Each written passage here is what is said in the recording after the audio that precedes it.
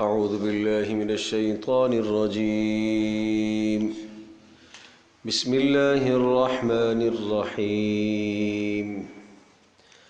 وما أصابكم من مصيبة فبما كسبت أيديكم ويعفو عن كثير. وما أنتم بمعجزين في الأرض وما لكم من دون الله من ولي ولا نصير. ومن آياته الجوار في البحر كالأعلام إن يشأ يسكن الريح فيظللن رواكد على ظهره إن في ذلك لآيات لكل صبار شكور. أو يوبقهن بما كسبوا ويعفو عن كثير ويعلم الذين يجادلون في آياتنا ما لهم من محيص. فما أوتيتم من شيء فمتاع الحياة الدنيا وما عند الله خير وأبقى للذين آمنوا وعلى ربهم يتوكلون. والذين يجتنبون كبائر الإثم والفواحش وإذا ما غضبوا هم يغفرون. والذين استجابوا لربهم وأقاموا الصلاة وأمرهم شورى بينهم ومما رزقناهم ينفقون. والذين إذا أصابهم البغي هم ينتصرون. وجزاء سيئة سيئة مثلها فمن عفا وأصلح فأجره على الله إنه لا يحب الظالمين. ولمن انتصر بعد ظلمه فأولئك ما عليهم من سبيل. إنما السبيل على الذين يظلمون الناس ويبغون في الأرض بغير الحق أولئك لهم عذاب أليم. ولمن صبر وغفر إن ذلك لمن عزم الأمور. وما أصابكم من مصيبة فبما كسبت أيديكم ويعفو عن كثير. सूरह शूरा आयत नंबर 30 है। अल्लाह तबारक ताला ने यहाँ से इस दुनिया में पैदा होने वाले हालात और अहवाल और इंसानों पर आने वाली मसाइब और परेशानियाँ, वो तमाम की तमाम चीज़ें जो इंसान पर इस दुनिया में नागवारियाँ पेश आती हैं, वो सब का सब इंसान के आमाल का नतीजा होता है। और ये मसाइब और परेशानियाँ दो तरह की हैं। जो काफिर और नाफरमान और बागी लोग होते हैं उनके लिए ये परेशानियाँ और मुसीबतें बतौर अज़ाब के होती हैं, और जो इस दुनिया में अल्लाह के फर्माबरदार होते हैं उन पर ये मसाइब और परेशानियाँ بطور رحمت کے ہوتی ہیں اور ان کے درجات کی بلندی کا اور گناہوں کے کفارے کا ذریعہ بنتی ہے۔ عمومی قسم کا جب عذاب آتا ہے تو اس عذاب میں ظاہر ہے نیک لوگ بھی مارے جاتے ہیں، بد بھی مارے جاتے ہیں، تو بد لوگوں کے لیے وہی عذاب ہوتا ہے اور نیک لوگوں کے لیے درجات کی بلندی اور اسی طرح سے گناہوں کا کفارہ ہوتا ہے۔ اور آخرت میں تو اللہ تبارک تعالیٰ پھر ایمان والوں کو، نیکوکاروں کو اپنے فضل سے نوازے گا۔ تو یہی مضمون ہے وما اصابکم من مصیبت، اور جو بھی تمہیں مصیبت پہنچتی ہے فبما کسبت ایدیکم، وہ تمہارے ہاتھوں کا کیا ہوا ہے، ویعفو عن کثیر، اور جو مصیبتیں اس دنیا میں تمہیں پہنچتی ہیں وہ تمہارے اعمال کا نتیجہ تو ہیں، لیکن یہ ضروری نہیں ہے کہ تمہارے ہر عمل کی سزا ہم دنیا میں ظاہر کریں۔ ویعفو عن کثیر، بہت ساری چیزوں کو تو اللہ معاف کرتا رہتا ہے، درگزر کرتا رہتا ہے۔ سب چیزوں پر اگر پکڑنا شروع کر دے، وَلَوْ يُؤَاخِذُ اللَّهُ النَّاسَ بِظُلْمِهِمْ مَا تَرَكَ عَلَيْهَا مِن دَابَّةٍ، اگر انسانوں کو ظلم اور زیادتیوں کی وجہ سے اگر اللہ پکڑنا چاہے تو زمین پر کوئی ایک جانور بھی زندہ نہیں بچے گا۔ یہ تو اللہ کا کرم ہے۔ تو اللہ تبارک تعالیٰ بار بار تنبیہ کے لیے کبھی حالات لاتا ہے، کبھی مالی تنگی ہے، کبھی جسمانی بیماریاں ہیں، کبھی عمومی عذاب آتا ہے، یہ سب کچھ اس لیے ہے تاکہ اللہ کی طرف بندے لوٹ کر آ جائے۔ وما انتم بمعجزین فی الارض، اور سن لو کہ تم اللہ کو اس زمین میں ہرا نہیں سکتے ہو، عاجز نہیں کر سکتے ہو، اللہ کو اس جہان میں تم کمزور نہیں کر سکتے ہو۔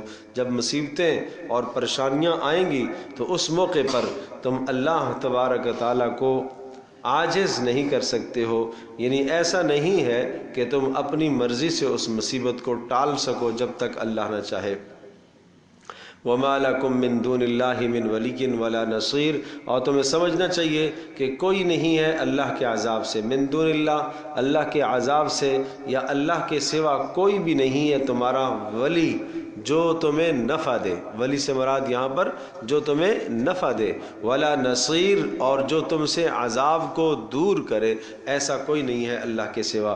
ومن آیاتہ، اور اللہ کی قدرت کی نشانیاں نہیں دیکھتے ہو، الجوار، بڑی بڑی کشتیاں تم دیکھتے ہو، کشتیاں سمندروں میں، فی البحر، سمندروں کے اندر چل رہی ہیں، کل اعلام، پہاڑوں کی طرح، بلند و بالا کشتیاں سمندروں میں پہاڑوں کی طرح چل رہی ہوتی ہیں۔ معنی یہ کہ جس طرح سے ایک پہاڑ ہے کسی جگہ پر کھڑا ہے، اس طرح سے تمہاری کشتی۔ اللہ تبارک تعالیٰ ان یشاء یسکن الریح، اگر اللہ چاہے تو ہوا کو روک دے، فیظللن رواکد علی ظہری، وہ سارا کا سارا دن کھڑی رہ جائیں، رواکدہ ثوابتہ، ثابت اور کھڑی رہیں، علی ظہرہ، اس سمندر کی پیٹھ پر سارا دن کھڑی رہیں۔ اگر ناموافق ہوا چل جائے تو خراب ہو جائے بیچ میں تو کیا کرو گے تم؟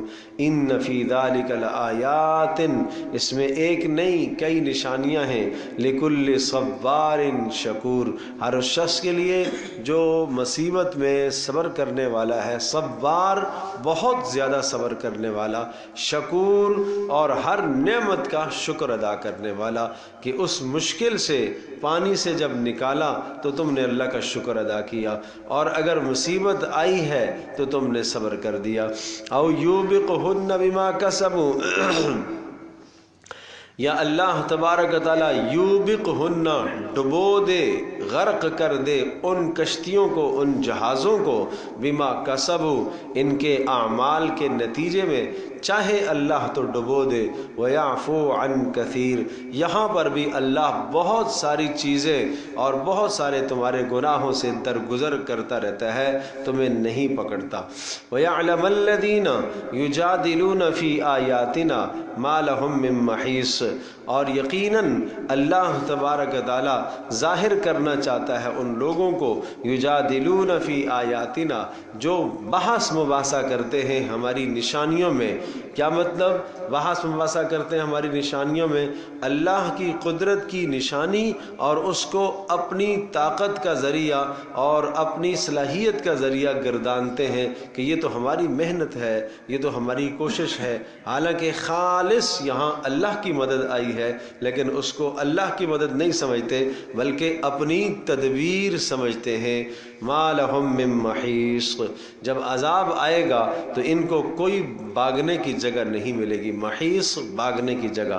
فما اوتیتم من شیء فمتاع الحیات الدنیا، اور تمہیں جو کچھ بھی دیا گیا، لفظوں پر غور کیجیے گا، فما اوتیتم، تمہیں جو کچھ دیا گیا، من شیء تھوڑا سا، شیء نکرے کے لیے تنوین کے ساتھ آیا ہے، شیء شے چیز، جو تھوڑی سی چیز تمہیں دی گئی ہے، فمتاع الحیات الدنیا، یہ صرف دنیا کا ساز و سامان ہے۔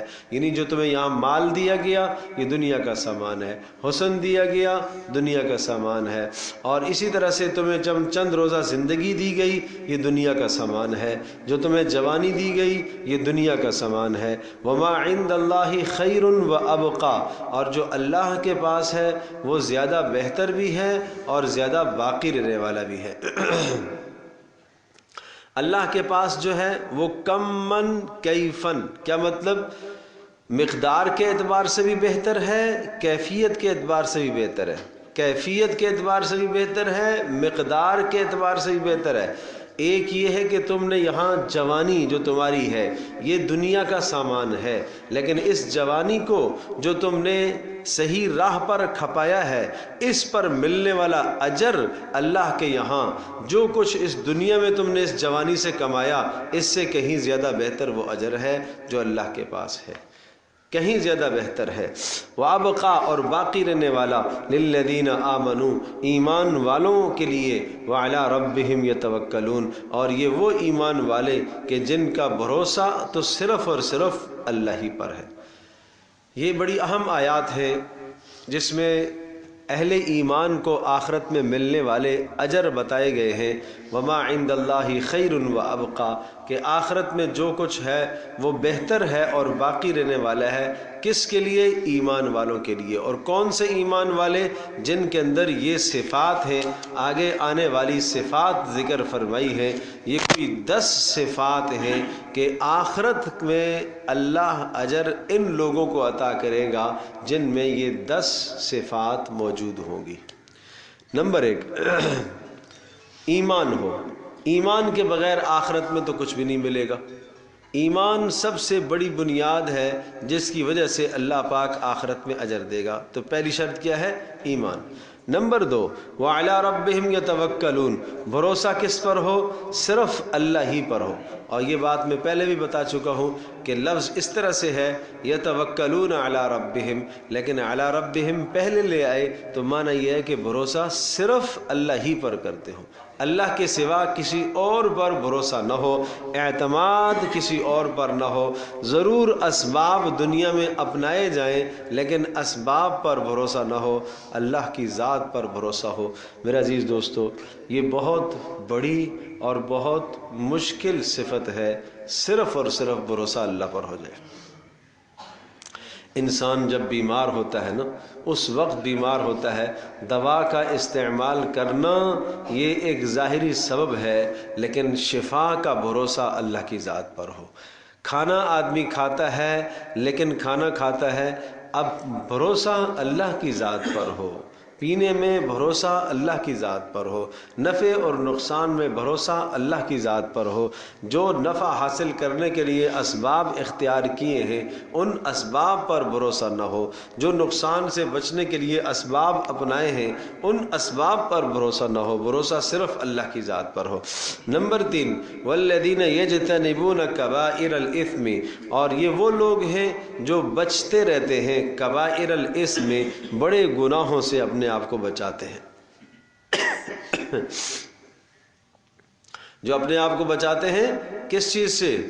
بڑے گناہوں سے، اور بڑے گناہ سے مراد یجتنبون کبائر الاسم، ہر وہ گناہ جس کی سزا قرآن اور حدیث میں آئی ہے اس کو کہتے ہیں بڑا گناہ، جس کی سزا صراحتاً، جیسے چوری کی سزا بتائی گئی، زنا کی سزا بتائی گئی، ڈکیتی کی سزا بتائی گئی، شراب کی سزا بتائی گئی، تو وہ جرم جس کی صاف صاف سزا قرآن میں سنائی گئی ہے اس کو کیا کہتے ہیں؟ بڑا گناہ، کبیرہ گناہ۔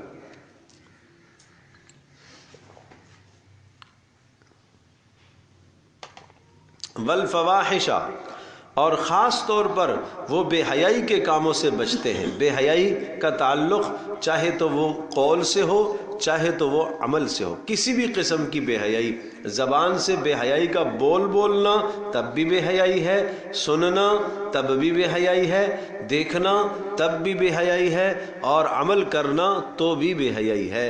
بے حیائی کی ساری قسمیں اس کے اندر آ جائیں گی، چاہے بے حیائی کی بات دیکھنی ہو، چاہے سننی ہو، چاہے بولنی ہو، چاہے کرنی ہو۔ فرمایا وہ لوگ جو کبائر سے بچتے ہیں، اور خاص طور پر کس چیز سے بچتے ہیں؟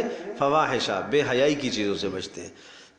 کبائر بڑے گناہوں کو ذکر کرنے کے بعد علیحدہ طور پر بے حیائی کو ذکر کیا، اس لیے کہ بے حیائی وہ بد چیز ہے جو انسان کے ایمان کو تباہ کر دیتی ہے۔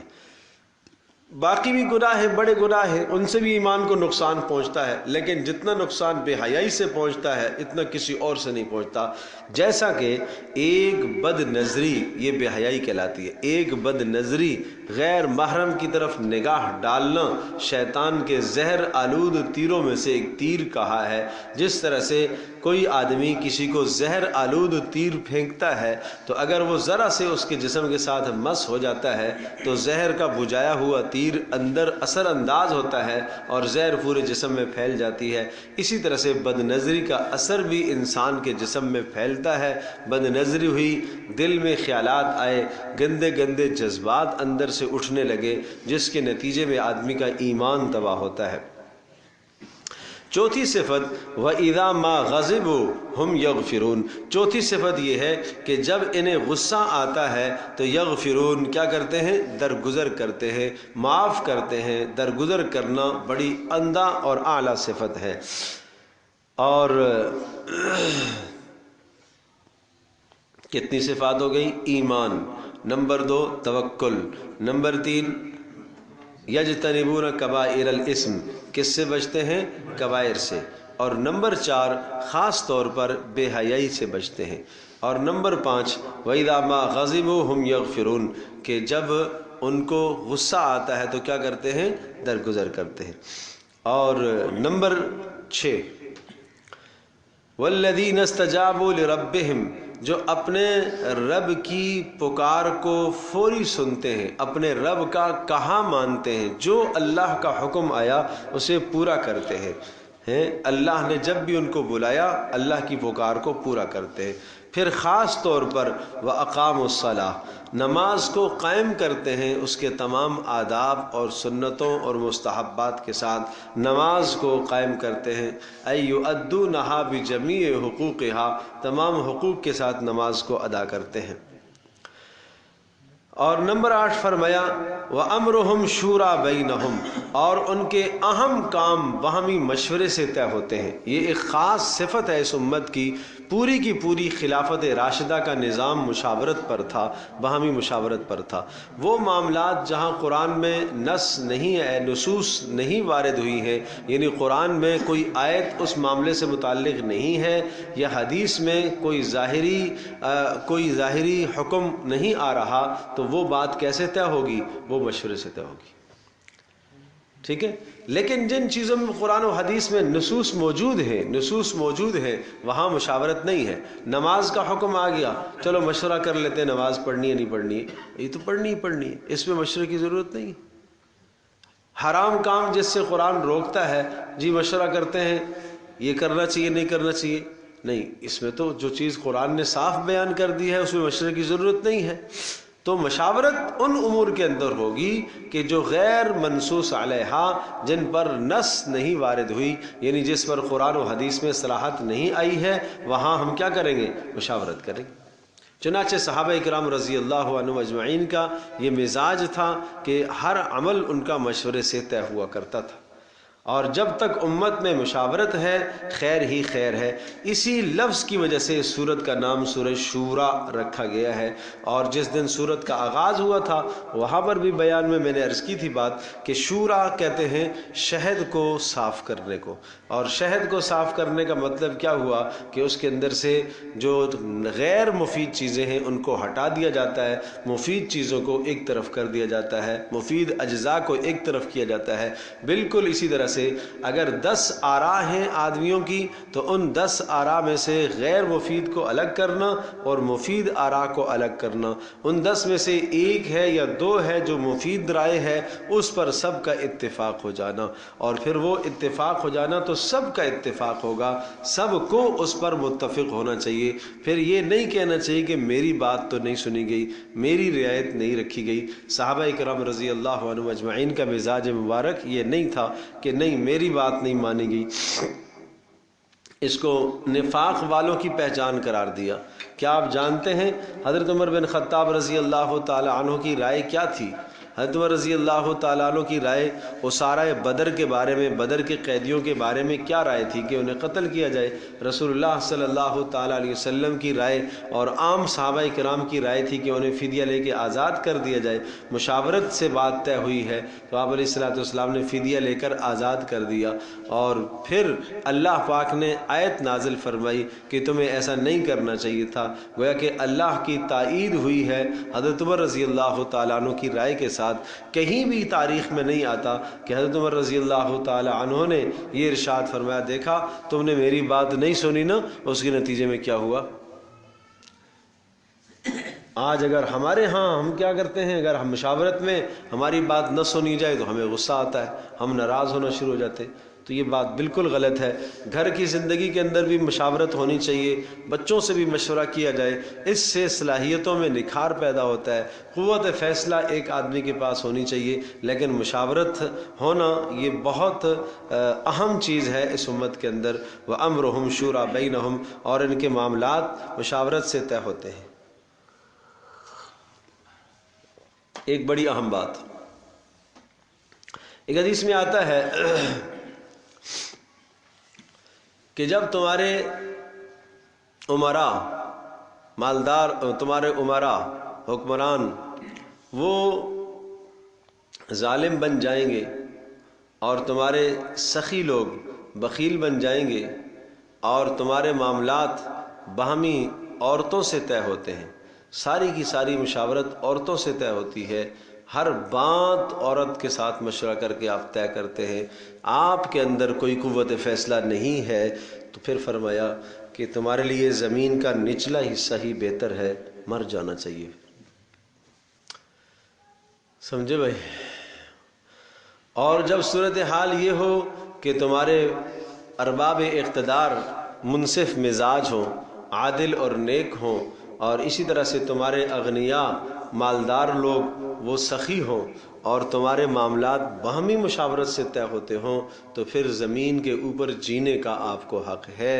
پھر ظاہر الارض، زمین کا اوپر کا حصہ، خیر لکم من بطنہا، اس کے نیچے سے زیادہ بہتر ہے۔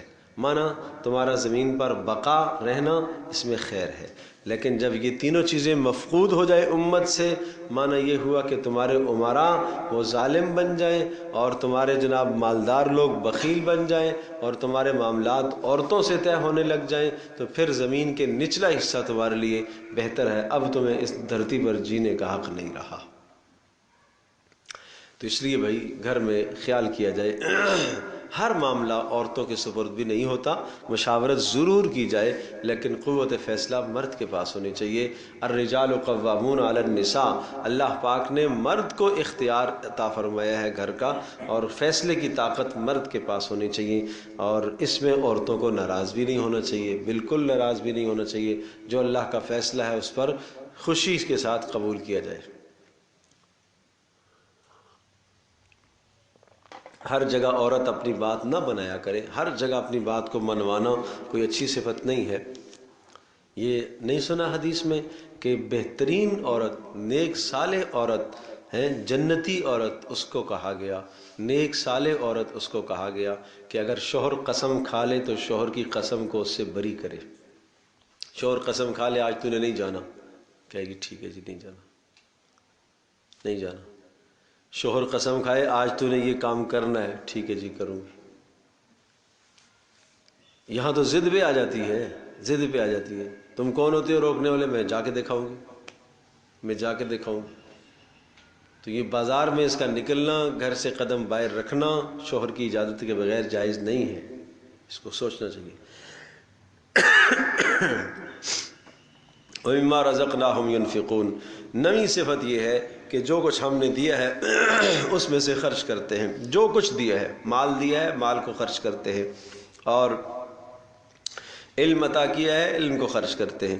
وَالَّذِينَ إِذَا أَصَابَهُمُ الْبَغْيُ هُمْ يَنْتَصِرُونَ، اور جب ان پر ظلم ہو، ان کو جب کوئی ظلم کرے، يَنْتَصِرُونَ تو یہ بدلہ لیتے ہیں۔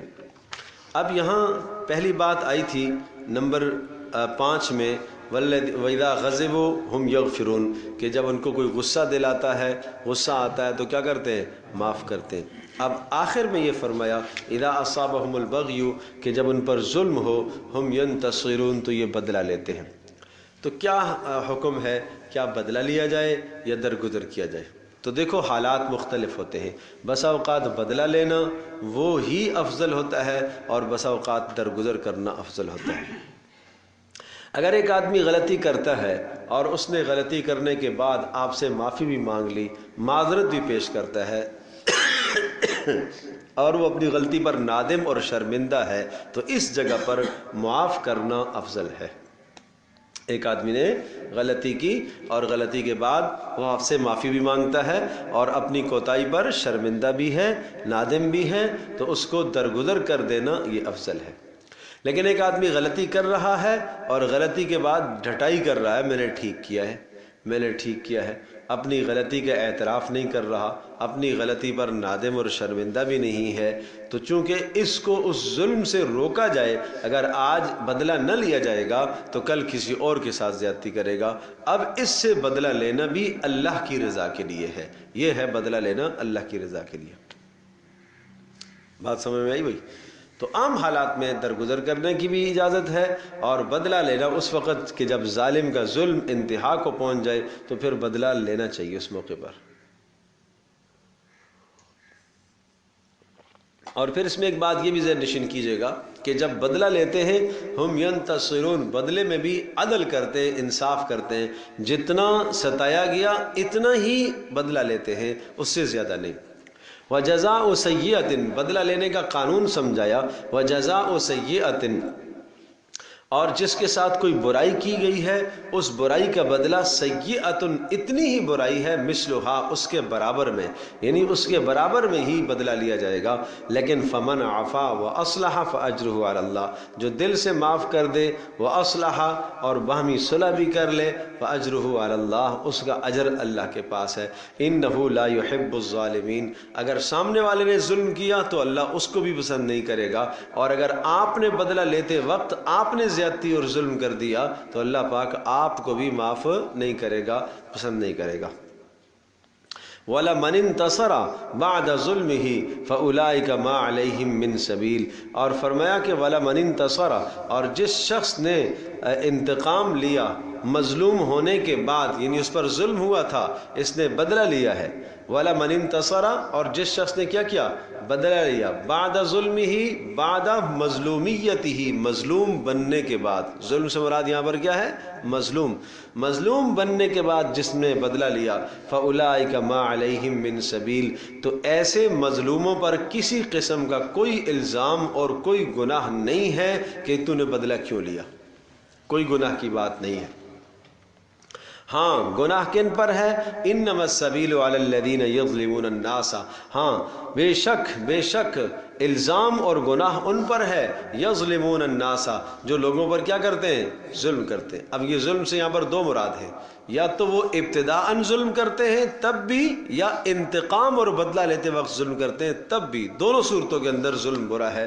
وَيَبْغُونَ فِي الْأَرْضِ بِغَيْرِ الْحَقِّ، اور سرکشی مچاتے ہیں زمین میں بغیر الحق، بغیر کسی سبب کے۔ اولئک لہم عذاب علیم، ان کے لیے دردناک عذاب ہے۔ اور وَلَمَنْ صَبَرَ وَغَفَرَ إِنَّ ذَلِكَ لَمِنْ عَزْمِ الْأُمُورِ، اور جو صبر کر لے گا، وغفر درگزر کر لے گا، إِنَّ ذَلِكَ لَمِنْ عَزْمِ الْأُمُورِ، یہ کام بڑا اہم ہے، یہ کام عزم والا ہے، عزت والا ہے، یہ بلند ہمت والے کاموں میں سے ہے۔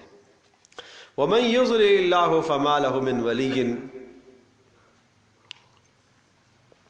اس آیت بینہ میں یہاں سے اس پورے رکوع کے اندر گمراہوں کا انجام اور گمراہی سے بچنے کا راستہ، اور نمبر 3 رسول اللہ صلی اللہ علیہ وسلم کو تسلی، اور نمبر 4 دلیل، اور نمبر 5 وحی کے طریقے۔ یہ گویا کہ 5 مضامین اس صورت کے آخر تک آ رہے ہیں۔ اس رکوع کے اندر گمراہوں کا انجام کیا ہے، ان کو کیا سزا ملے گی، اور نمبر 2 گمراہی سے بچنے کے راستے کیا ہیں، اور نمبر 3 رسول پاک صلی اللہ تعالیٰ علیہ وسلم کو تسلی ہے، اور نمبر 4 اللہ کی قدرت کی ایک دلیل ہے، اور نمبر 5 وحی کے طریقے ہیں۔ تو یہ سورہ شورى کی کا آخری رکوع آیا۔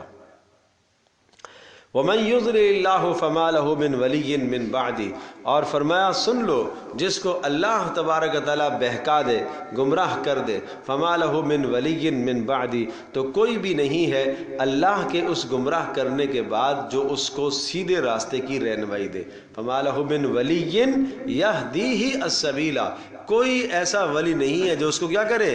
سیدھے راستے کی رہنمائی دے۔ وَتَرَى الظَّالِمِينَ لَمَّا رَأَوُا الْعَذَابَ يَقُولُونَ هَلْ إِلَى مَرَدٍّ مِّن سَبِيلٍ، اور اے مخاطب تو دیکھے گا ظالموں کو، لَمَّا رَأَوُا الْعَذَابَ، جب عذاب کو دیکھیں گے تو کیا کہہ رہے ہوں گے؟ یقولون، کہیں گے افسوس سے، هَلْ إِلَى مَرَدٍ مِّن سَبِيلٍ، کیا دنیا میں لوٹنے کا کوئی راستہ ہے؟ دنیا میں جانے کا کوئی راستہ ہے؟ کیا کرو گے جا کے؟ نعمل عملا صالحا، تاکہ دنیا میں ہم جا کر دوبارہ نیک اعمال کر کے آ جائے۔ وتراہم، اور اے مخاطب تو دیکھے گا، یعرضون علیہا، وہ پیش کیے جائیں گے، سامنے لائے جائیں گے آگ کے، علیہا آگ کے، خاشعین من الذل، اور ان کی آنکھیں نیچی ہو رہی ہوں گی، من الذل، ذلت کی وجہ سے، ینظرون من طرف خفی، وہ دائیں بائیں دیکھ رہے ہوں گے کنکھیوں سے، ینظرون دیکھ رہے ہوں گے، من طرف خفی، ایک آنکھ کے کنارے سے دائیں بائیں دیکھ رہے ہوں گے، یعنی مدد تلاش کر رہے ہوں گے۔ افسوس بھی ہوگا اور نادم اور شرمندہ بھی ہوں گے، اور دائیں بائیں دیکھ رہے ہوں گے کہ کوئی مدد کی صورت مل جائے۔ وقال الذین آمنوا، ایمان والے کہیں گے، ان الخاسرین الذین خسروا انفسهم واہلیہم یوم القیامہ، کہیں گے بطور ملامت کے اور اپنا شکریہ ظاہر کرنے کے لیے کہیں گے، اے اللہ تیرا شکر ہے ہم تو بچ گئے۔ ان الخاسرین الذین خسروا، آج پورے خسارے میں ہیں وہ لوگ جنہوں نے اپنے آپ کو خسارے میں ڈالا اور اپنے گھر والوں کو، آج سب کے سب خسارے میں ہیں۔ الا ان الظالمین فی عذاب مقیم، خبردار ظالموں کے لیے دائمی اور ہمیشہ والا عذاب ہے۔ وما کان لہم من اولیاء، اور ایسے ظالموں کے لیے آج کوئی مددگار نہیں ہوگا کہ وہ مددگار کیا کرے؟ ینصرونہم من دون اللہ، کہ اللہ پاک سے کے عذاب سے ان کو روکے اور مدد کرے۔ ومن یضلل اللہ، اور جس کو اللہ بہکا دے، فما لہ من سبیل، اس کے لیے کوئی نجات کا راستہ نہیں ہے۔ استجیبوا لربکم، گمراہی سے بچنے کا ایک ہی راستہ ہے، استجیبوا لربکم، آ جاؤ بھائی آ جاؤ، اپنے پروردگار کی پکار کو سن لو، من قبل ان یاتی یوم، پہلے اس سے کہ وہ دن آ جائے، لا مرد لہ من اللہ، اس دن اللہ کے عذاب سے واپس کوئی نہیں آ سکتا، لا مرد، نہیں لوٹ سکتا، نہیں رد کیا جا سکتا اللہ کے عذاب سے۔ ما لکم من ملجأ، آج کے دن نہیں ہے کوئی جائے پناہ، ملجا جائے پناہ، وما لکم من نکیر، اور نہ ہی کوئی روک ٹوک کرنے والا ہے، اللہ کے عذاب کو پیچھے کرنے والا کوئی نہیں ہے۔ فَإِنْ أَعْرَضُوا، رسول اللہ کو تسلی، فَإِنْ أَعْرَضُوا، اگر اتنی ساری باتیں سن کر بھی آپ کی بات نہیں مانتے، فَمَا أَرْسَلْنَاكَ عَلَيْهِمْ حَفِيظًا، تو آپ ان پر کوئی نگران مقرر نہیں ہیں، آپ ان پر کوئی داروغہ مسلط نہیں ہیں۔ إِنْ عَلَيْكَ إِلَّا الْبَلَاغُ، آپ کے ذمے کیا ہے؟ پہنچا دینا۔ بلاغ آپ کے ذمے بس پہنچا دینا ہے، وہ آپ نے پہنچا دیا۔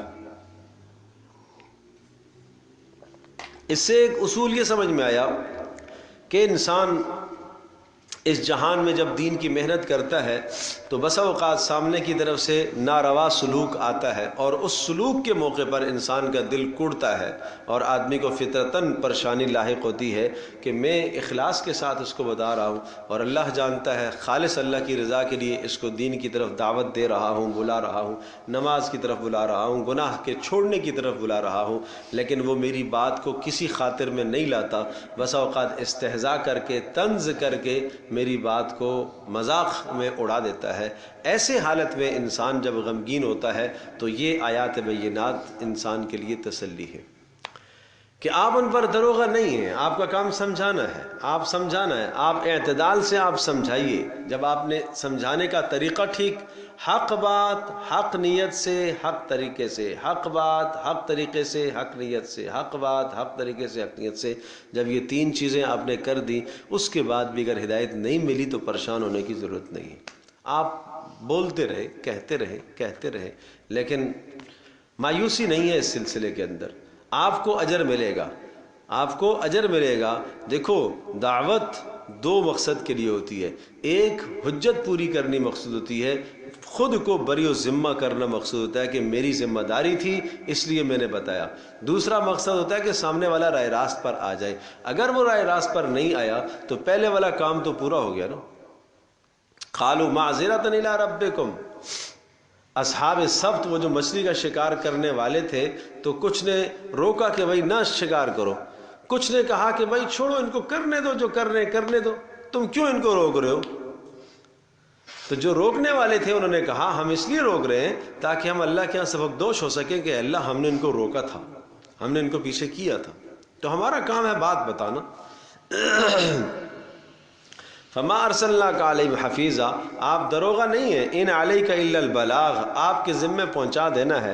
وَإِنَّا إِذَا أَذَقْنَا الْإِنسَانَ مِنَّا رَحْمَةً، حال یہ ہے کہ جب ہم ان کو رحمت دیتے ہیں، فرح بها، تو یہ رحمت پر خوش ہو جاتے ہیں۔ وَإِن تُصِبْهُمْ سَيِّئَةٌ، اور اگر ان کو تکلیف پہنچتی ہے، بما قدمت ایدیہم، اپنے اعمال کا کیا درا پہنچتا ہے، تو فإِنَّ الْإِنسَانَ كَفُورٌ، اس وقت یہ بڑا ناشکرہ بن جاتا ہے، کہتا ہے کبھی بھی میرے اوپر تو کوئی رحمت ہوئی نہیں ہے۔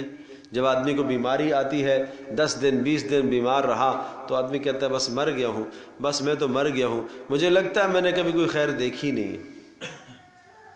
اللہ ہماری حفاظت فرمائے، اللہ ہماری حفاظت فرمائے، ناشکری کے کلمات سے اللہ حفاظت فرمائے۔ بیماری کے وقت میں بڑے صبر کی تحمل کی ضرورت ہے، بڑے صبر کی تحمل کی ضرورت ہے۔ ایک شخص بیمار تھا، آپ علیہ السلام بیمار پرسی کرنے کے لیے گئے، آپ علیہ السلام نے کہا لا باس طہور انشاءاللہ، لا باس طہور انشاءاللہ،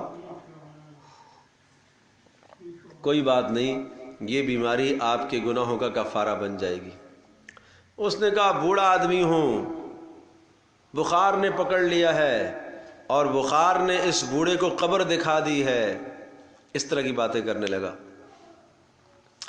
تو رسول اللہ صلی اللہ علیہ وسلم فرما رہے ہیں کہ کوئی بات نہیں، اللہ پاک اس بیماری کو گناہوں کا کفارہ بنائے گا۔ وہ بار بار یہی کہہ رہا ہے بوڑھا آدمی ہوں اور اس بخار نے مجھے قبر دکھا دی ہے، بس مرنے لگا ہوں۔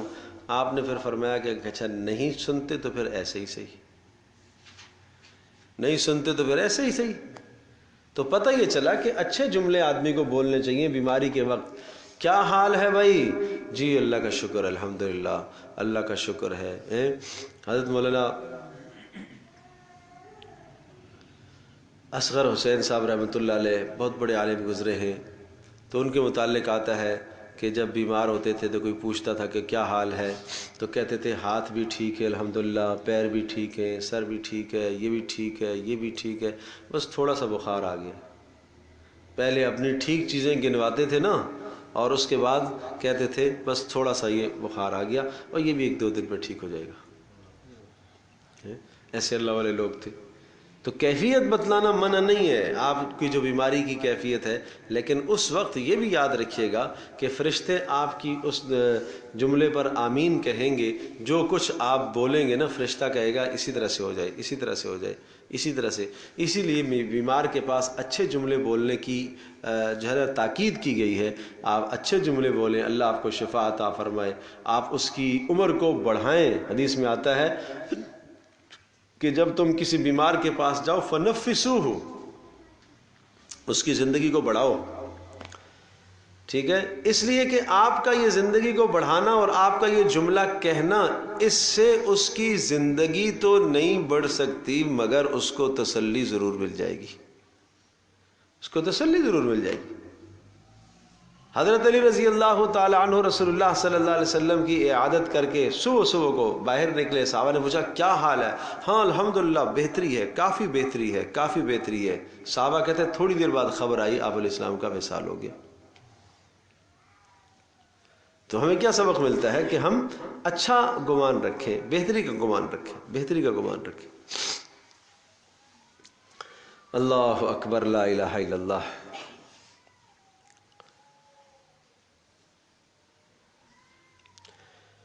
فَإِنْ أَعْرَضُوا فَمَا أَرْسَلْنَاكَ عَلَيْهِمْ حَفِيظًا، اور اگر یہ اعراض کرتے ہیں تو آپ ان پر کوئی دروغہ نہیں ہے، آپ کے ذمے پہنچا دینا ہے. وَإِنَّا إِذَا أَذَقْنَا الْإِنسَانَ، اور جب ہم انسان کو اپنی طرف سے رحمت دیتے ہیں فَرِحَ بِهَا، تو اترانے لگتا ہے. وَإِن تُصِبْهُمْ سَيِّئَةٌ، اور اگر اس کو سیئہ اور کوئی تکلیف پہنچتی ہے بِمَا قَدَّمَتْ أَيْدِيهِمْ، اس کے گناہوں کی وجہ سے، فَإِنَّ الْإِنسَانَ كَفُورٌ، تو انسان بڑا ناشکرہ بن جاتا ہے. لِلَّهِ مُلْكُ السَّمَاوَاتِ والارض، اللہ کی قدرت کی دلیل، آسمان و زمین میں جو کچھ ہے سارا اللہ کے لیے ہے. اب اس اللہ کے لیے جو کچھ ہے اس کی تفصیل اور تشریح آ رہی ہے. دیکھو، یخلق ما یشاء، جو چاہتا ہے وہ پیدا کرتا ہے، اپنی مرضی سے جو چاہتا ہے پیدا کرتا ہے. یہب لمن یشاء اناثا ویہب لمن یشاء الذکور، یہب لمن یشاء، جسے چاہتا ہے عطا کرتا ہے اناثا بچیاں، وَيَحَبُ لِمَن يَشَاءُ الذُّكُورَ، اور جسے چاہتا ہے اللہ پاک دے دیتا ہے بچیاں بھی، بچے دے دیتا ہے، جس کو چاہتا ہے لڑکے دیتا ہے. جیسا کہ گزشتہ انبیاء علیہ السلام کی زندگی میں مثال ملتی ہے. حضرت شعیب علیہ السلام اور حضرت لوط علیہ السلام کو اللہ نے بیٹیاں ہی عطا فرمائی تھیں، اور جس کو چاہا اللہ نے بیٹے ہی بیٹے دیے ہیں، جیسا کہ حضرت ابراہیم علیہ السلام، جیسا کہ حضرت یعقوب علیہ السلام، اللہ نے بیٹے ہی بیٹے عطا فرمائے ہیں. اور یزوجہم ذکرانا و اناسا، جس کو چاہا اللہ پاک نے لڑکیاں بھی دی ہیں لڑکے بھی دیے ہیں، جیسا کہ رسول پاک صلی اللہ علیہ وسلم کو اللہ نے بیٹیاں بھی دی ہیں بیٹے بھی عطا فرمائے، لیکن بیٹے بڑے نہ ہو سکے، بچپن میں ہی انتقال کر گئے. اور آج بھی اس کا مشاہدہ ہے کہ بہت سارے ایسے لوگ ہیں کہ جن کے ہاں اولاد میں بچیاں ہی بچیاں ہیں، اور بہت سارے ہیں جن کے ہاں اولاد میں نرینہ اولاد ہے، لڑکے ہی لڑکے ہیں، اور بہت سارے ایسے بھی ہیں کہ جن کو لڑکے لڑکیاں دونوں اللہ نے دی ہیں. تو یہ سب اللہ کی قدرت کا نظام ہے. اس موقع پر ایک بڑی اہم بات ہے کہ کسی کے ہاں اگر بچی کی ولادت ہوتی ہے، پھر سے بچی کی ولادت ہوتی ہے، پھر سے بچی کی ولادت ہوتی ہے، تو عام طور پر لوگ اس کو منحوس سمجھتے ہیں، اور ایسے حالات و واقعات بھی سننے میں آتے ہیں کہ اگر تسلسل سے 2 3 4 بچیاں پیدا ہو گئیں تو بالآخر شوہر اس کو طلاق دینے پر تیار ہو جاتا ہے. یہ کیا ظلم ہے، یہ کتنا بڑا ظلم ہے.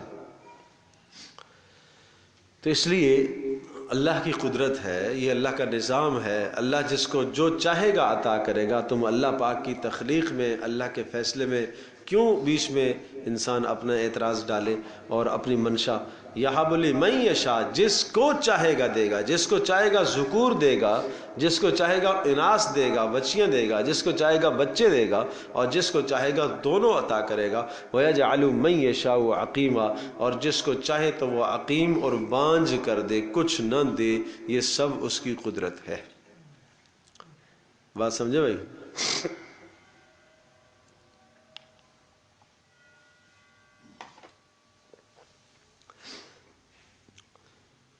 جیسا کہ یحییٰ علیہ السلام جس کو چاہا تو اللہ تبارک تعالیٰ نے عقیم بنا دیا. اور اللہ تبارک تعالیٰ نے نہیں عطا فرمایا. اس طرح سے دنیا کے اندر بھی ہے.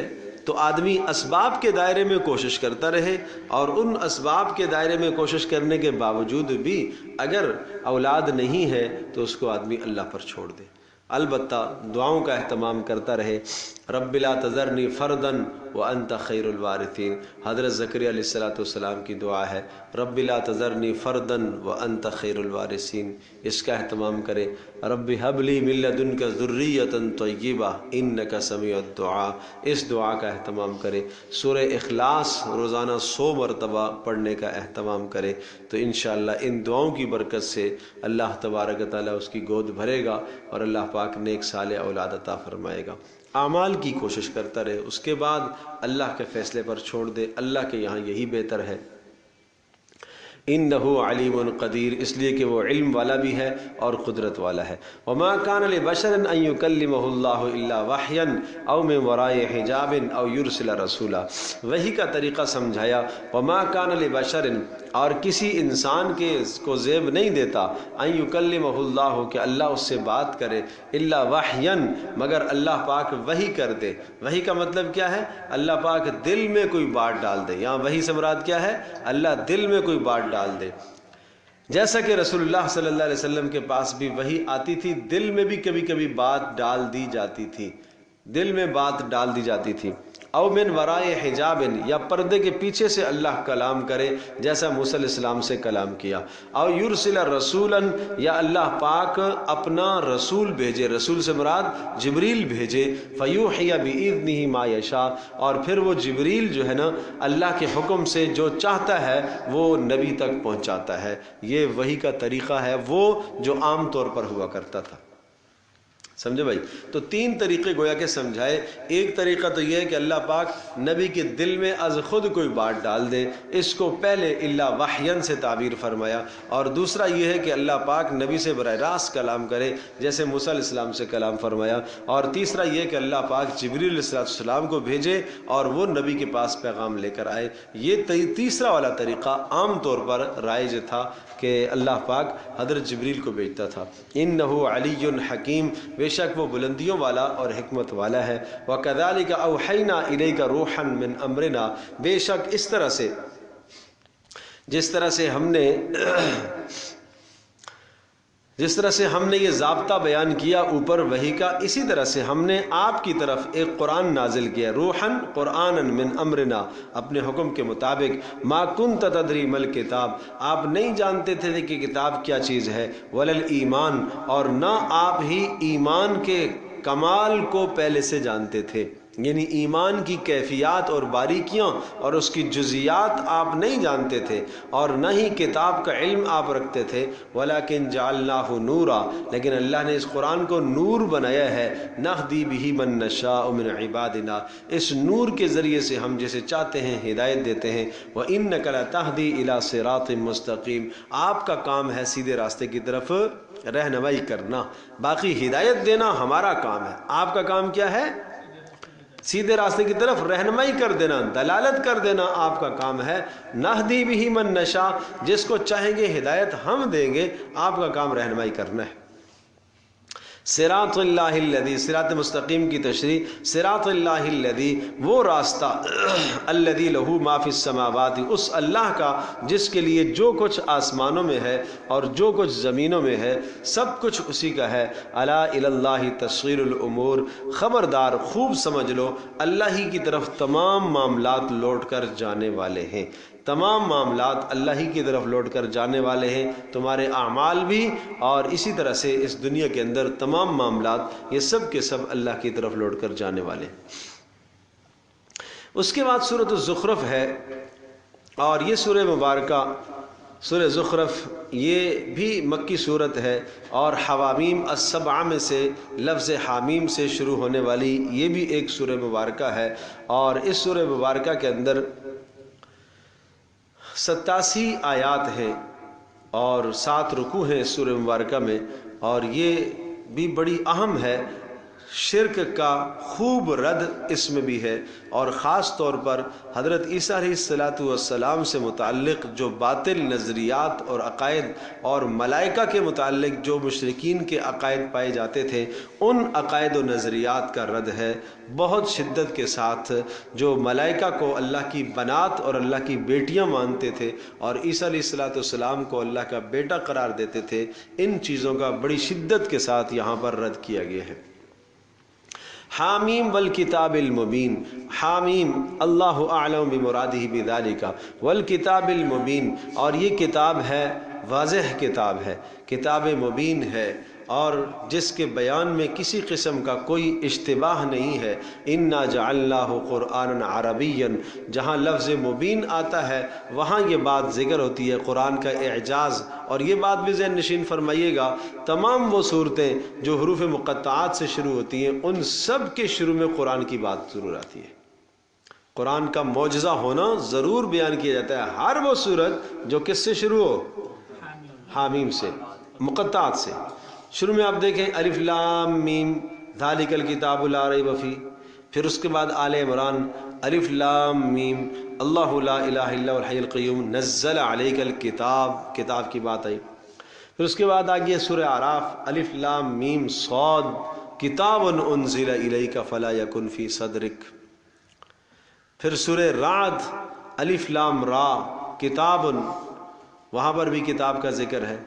پھر اسی طرح سے سورہ ابراہیم کتاب کا ذکر، سورہ حجر کتاب کا ذکر، سورہ طٰہٰ ما انزلنا علیک القرآن لتشقی، قرآن، نون والقلم وما یسطرون ما انت بنعمت ربک بمجنون، قلم وما یسطرون جو لکھتے ہیں۔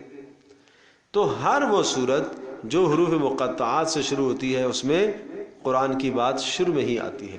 حامیم کی ساری صورتیں سب کے شروع میں قرآن کا اعجاز بیان ہوا۔ کاف ہا یا عین صاد ذکر رحمت ربک عبدہ زکریا، تذکرہ، کتاب، کتاب کی بات۔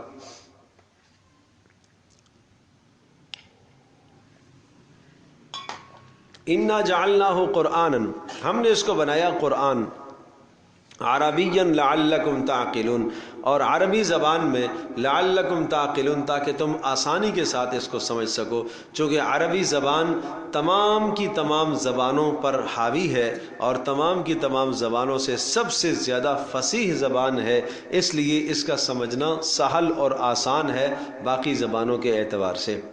وَإِنَّهُ فِي أُمِّ الْكِتَابِ لَدَيْنَا لَعَلِيٌّ حَكِيمٌ، اور قرآن مجید کے اوصاف میں سے ایک وصف یہ بھی ہے وَإِنَّهُ فِي أُمِّ الْكِتَابِ، یہ لکھا ہوا ہے لوح محفوظ میں، وَإِنَّهُ یہ قرآن لکھا ہوا ہے فی ام الکتاب، کس میں، لوح محفوظ میں، لدینا ہمارے پاس، لعلی حکیم، اور یہ بلند و بالا ہے اعجاز کی وجہ سے، اپنا معجزہ ہونے کی وجہ سے بلند ہے، اور حکیم، اور علی ہونے کے ساتھ ساتھ حکمت بھرا کلام ہے۔ افنضرب عنکم الذکر صفحا ان کنتم قوما مسرفین، افنضرب عنکم الذکر، کیا ہم تم سے اس کتاب کو پھیر دیں، کیا ہم آپ سے اس ذکر کو، اس نصیحت کو ہم پھیر دیں، صفحا نصیحت کا پھیرنا، ان کنتم قوما مسرفین، اس لیے کہ تم حد سے تجاوز کرنے والے ہو، نہیں نہیں ہم ایسا نہیں کریں گے۔ کیا مطلب کہ اگر تم حد سے تجاوز کرنے والے ہو تو ہم تمہیں نصیحت کرنا چھوڑ دیں گے؟ ہمارا کام ہے نصیحت کرنا، ہمارا کام ہے تمہیں سمجھانا۔ اگر تم جہالت دکھا رہے ہو، تم 100 بار جہالت دکھاؤ، ہمارا کام ہے تمہیں سمجھانا اور بتانا۔ افنضرب عنکم الذکر، اس لیے کہ ظاہر سی بات ہے اتنا عرصہ ہو گیا رسول اللہ صلی اللہ تعالیٰ علیہ وسلم کو، یہ ایمان نہیں لا رہے، مکی دور 13 سال ہیں، چھوڑا نہیں ہے، پھر بھی نصیحت کرتے رہے، نئی نئی آیات نازل ہوتی رہی۔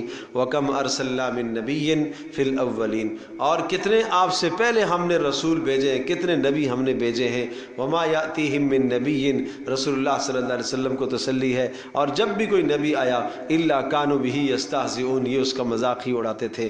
فَأَهْلَكْنَا اشد منہم، اہل مکہ کو بتا دو اور اس امت کے لوگوں کو بتا دو، فاہلکنا، ہم نے تباہ کیا، اشد منہم، جو ان سے زیادہ سخت تھے، بطشن، زور اور طاقت میں سخت تھے، ومضى مثل الاولین، اور یہ چلتا آ رہا ہے پہلوں کا طریقہ، مثل الاولین، پہلوں کا طریقہ چلتا آ رہا ہے کہ نافرمانیوں پر عذاب آتا ہے۔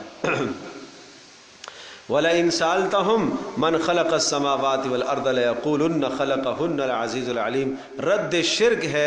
وَلَئِن سَأَلْتَهُمْ، اور اگر آپ ان سے پوچھئے، من خلق السماوات، آسمانوں کو کس نے بنایا، زمینوں کو کس نے بنایا، لَيَقُولُنَّ، ضرور بضرور یہ کہیں گے، خَلَقَهُنَّ، آسمانوں کو اور زمینوں کو بنایا، العزیز، اس غلبے والے اللہ نے، العلیم، جو جاننے والا ہے۔ اتنا اعتقاد تو مشرکین کا بھی ہے کہ آسمانوں زمینوں کو کس نے بنایا، اللہ نے بنایا، لیکن شرک جا کے کہاں سے ہوتا ہے، اللہ نے بنایا سب کو ہے، لیکن اللہ نے فلاں کو اختیار دیا ہوا ہے، فلاں کو اختیار دیا ہوا ہے، فلاں کو بیٹے دینے کا اختیار ہے، فلاں کو بیٹیاں دینے کا اختیار ہے۔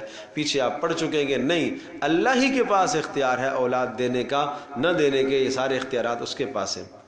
الذی جعل لکم الارض مہدن، وہ رب، وہ پروردگار جس نے زمین کو تمہارے لیے بچھونا بنایا، وجعل لکم فیہا سبلا، اور جس پروردگار نے تمہارے لیے زمین میں راستے بنائے، سبلن، راستے بنائے کہ جن راستوں کے ذریعے سے تم چلتے ہو، ایک جگہ سے دوسری جگہ پر جاتے ہو، لعلکم تہتدون، اور یہ راستے اس لیے بنائے تاکہ تم کیا کرو، راہ پاؤ، منزل تک پہنچ جاؤ۔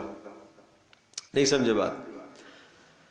ہاں، اکثر میں عرض کیا کرتا ہوں، جب بات یہ آتی ہے نا کہ زمین میں راستے بنائے، آسمان سے بارشیں برسائیں، تو وہاں متصل وحی کا تذکرہ بھی آتا ہے۔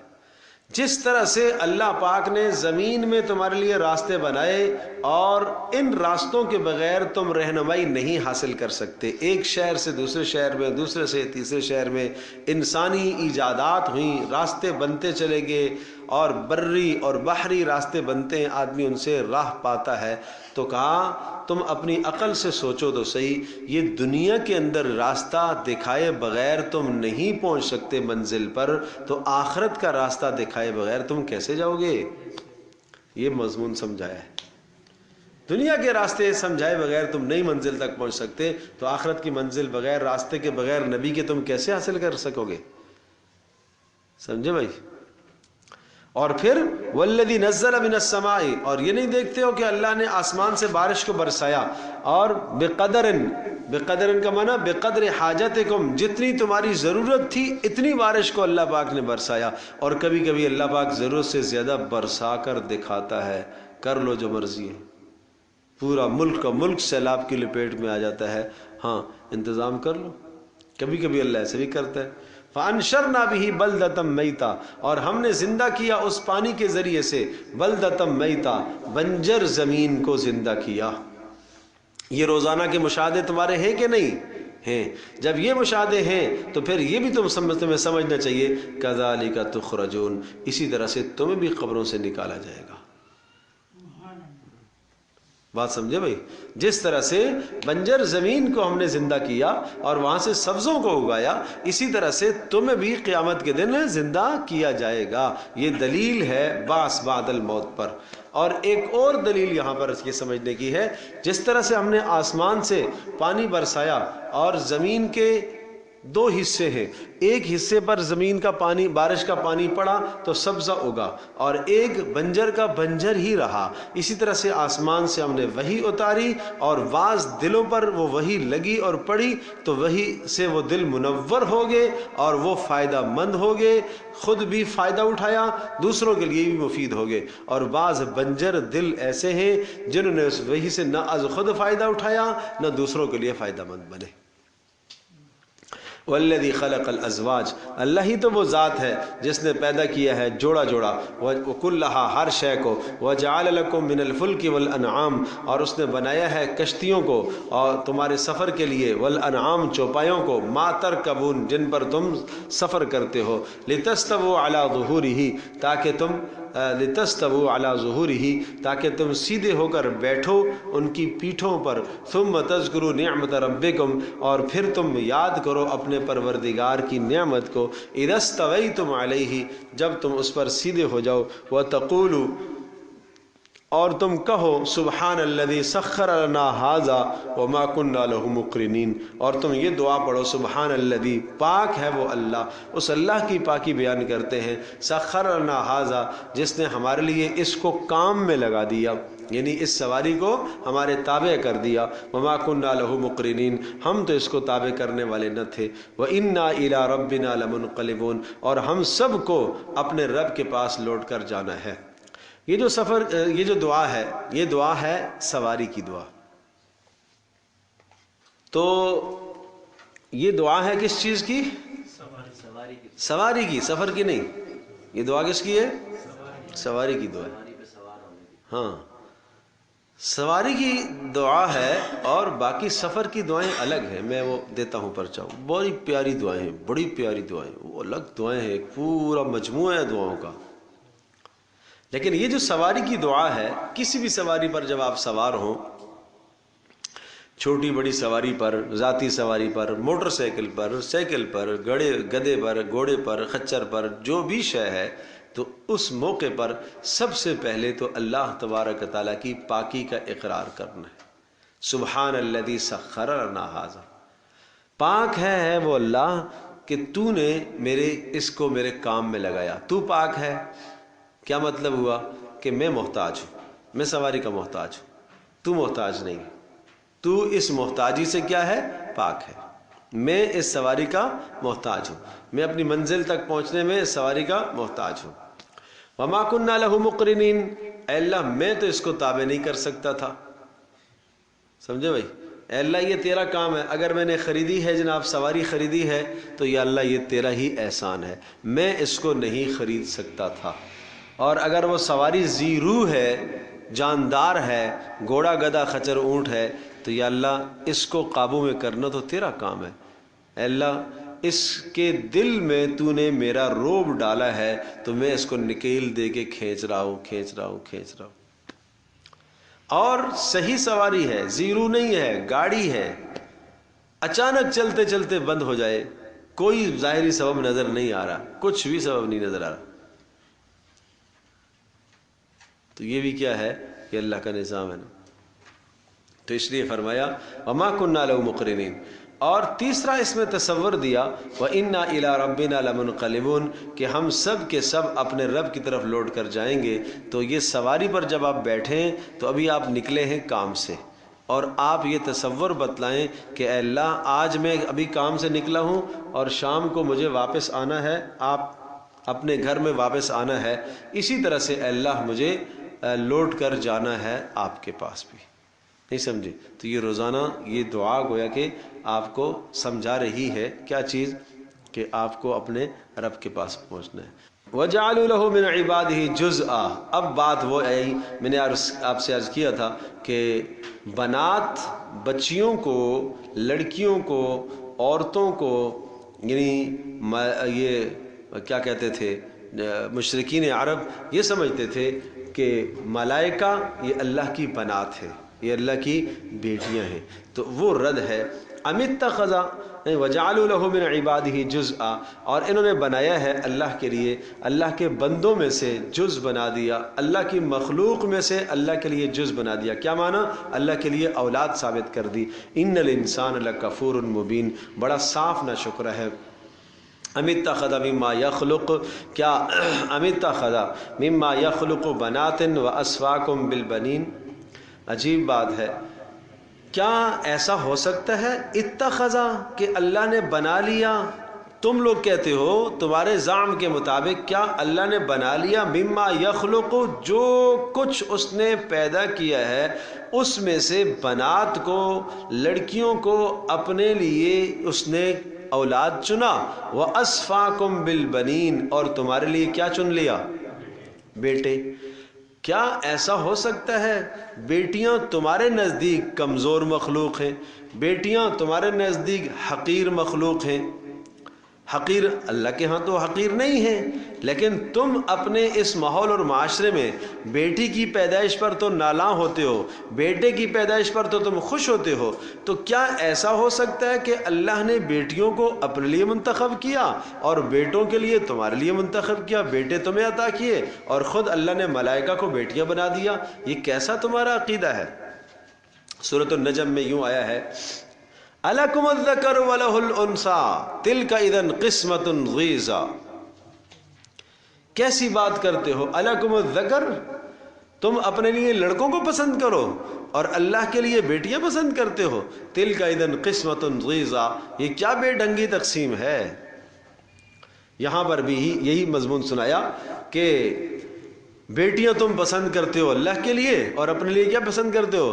بیٹے. حالانکہ وَإِذَا بُشِّرَ أَحَدُهُمْ، جب ان میں سے کسی، یہ دوسرا باطل نظریہ اور عقیدہ جس کو رد کیا گیا، وَإِذَا بُشِّرَ أَحَدُهُمْ، اور جب ان کو خوشخبری دی جاتی ہے بِمَا ضَرَبَ لِلرَّحْمَنِ، اس چیز کی جو انہوں نے رحمان کے لیے مثال قائم کی. کیا مطلب؟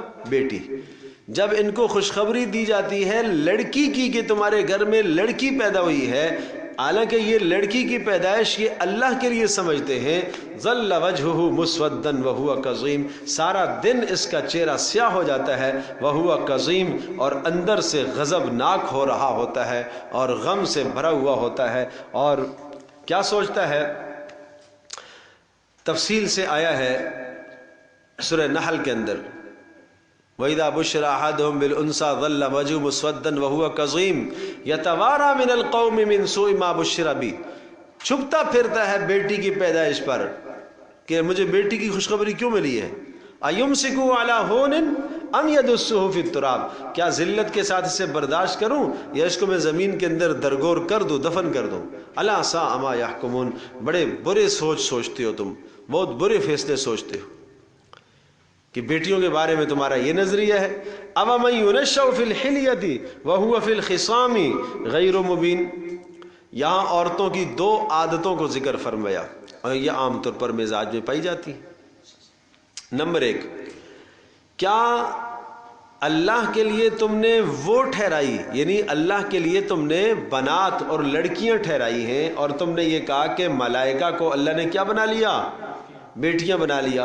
أَوَمَن يُنَشَّأُ فِي الْحِلْيَةِ، کیا جس کی پرورش ہو رہی ہو، جس کی تربیت ہی ہو رہی ہو، حلیہ زیب و زینت کی چیزوں میں، بناؤ سنگار کی چیزوں میں، لڑکی میں، بچی میں زیب و زینت، بناؤ سنگار، گھر کا سنوارنا، کپڑے کا سنوارنا، جسم کا سنوارنا، کبھی جناب گلے میں ہار ہے، کبھی ٹاپس ڈالے گی، کبھی کیا کرے گی، یہی اس کا کام ہے، یہی اس کا شغل ہے.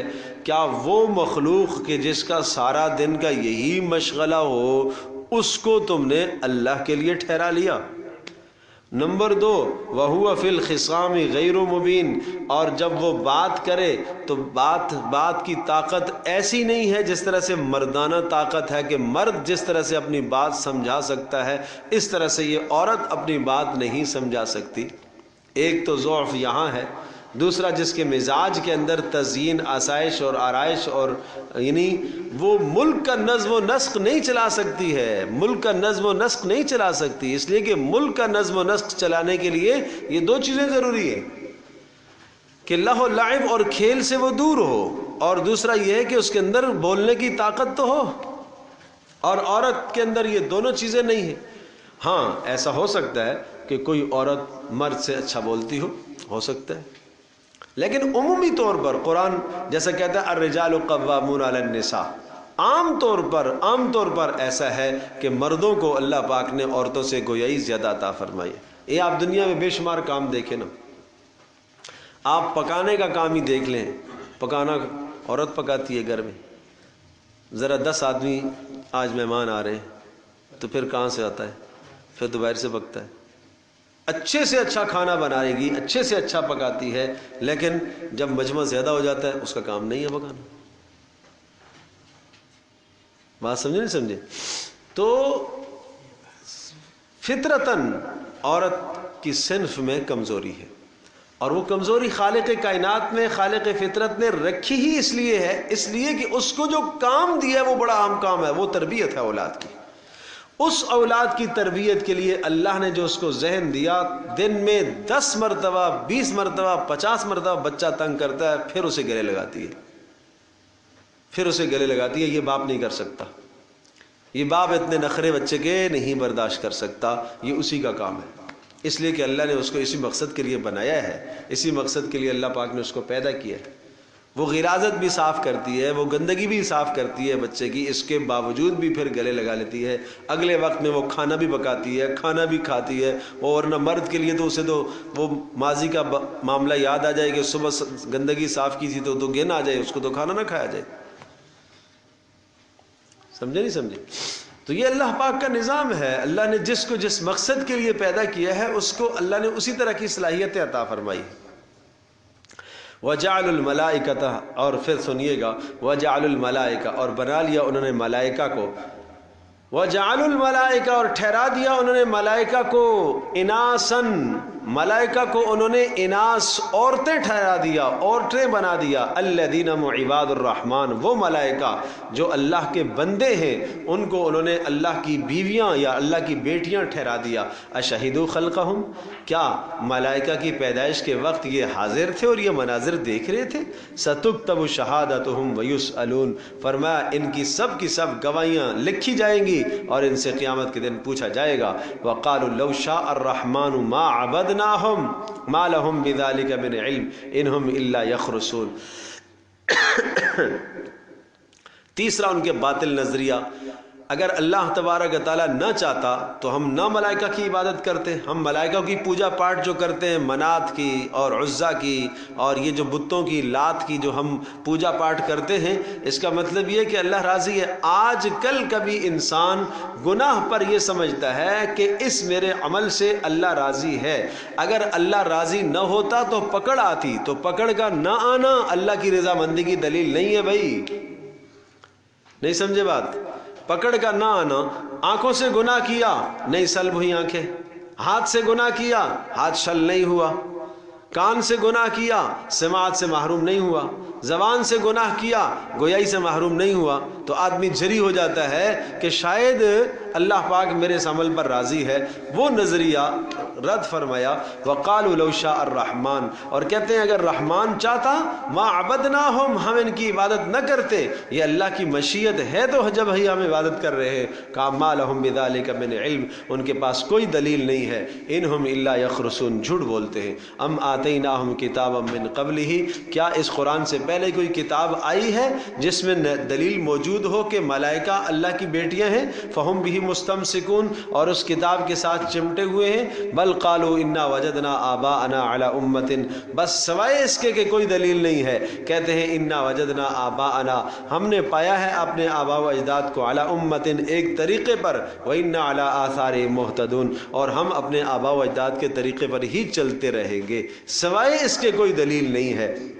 آج بھی اپنے رسم و رواج میں ہم یہی کہتے ہیں کہ ہم نے آباء و اجداد سے اسی طرح سے پایا ہے، یہ ہمارے خاندان میں چلا آ رہا ہے۔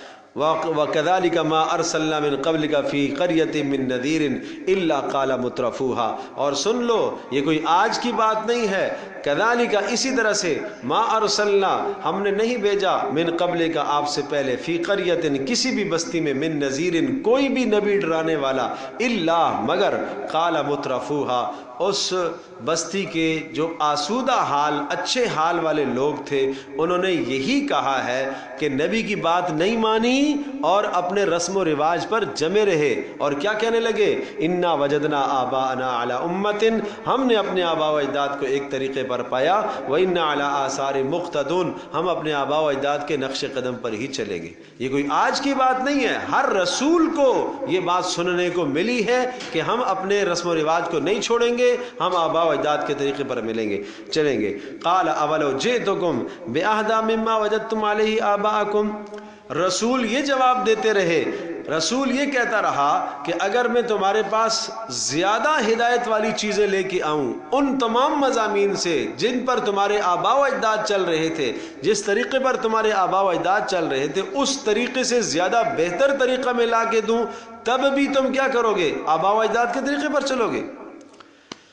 قالوا انا بما ارسلتم به کافرون، تو قوموں کا جواب یہی ہوتا تھا رسولوں کو کہ ہم ان تمام چیزوں کے انکاری ہیں جن چیزوں کو آپ لے کر آئے ہیں، جن چیزوں کو دے کر آپ کو بھیجا گیا ہے۔ تو پھر فرمایا فانتقمنا منہم، جب عناد سرکشی بڑھ گئی حد سے تو اللہ نے کہا فانتقمنا منہم، پھر ہم نے ان سے انتقام لیا ہے، پھر ہم نے ان سے بدلہ لیا ہے۔ فانظر کیف کان عاقبۃ المکذبین، پھر دیکھ لیے پھر کیسا انجام رہا ان جھٹلانے والوں کا، کیا خوب انجام رہا، کس طرح سے اللہ پاک نے ان کو تباہ کیا ہے۔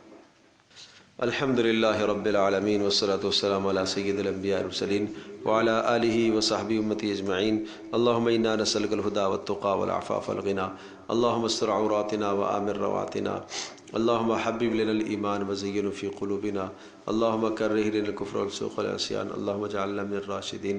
سبحانک اللہم وبحمدک نشہد ان لا الہ الا انت نستغفرک ونتوب الیک۔ اللهم ارحمنا بالقرآن العظيم واجعله لنا إماما ونورا وهدى ورحمة، اللهم ذكرنا بما نسينا وعلمنا بما جهلنا وارزقنا تلاوته آناء الليل وأطراف النهار واجعله لنا حجة يا رب العالمين، وصلى الله تعالى على خير خلقه محمد وعلى آله أجمعين برحمته۔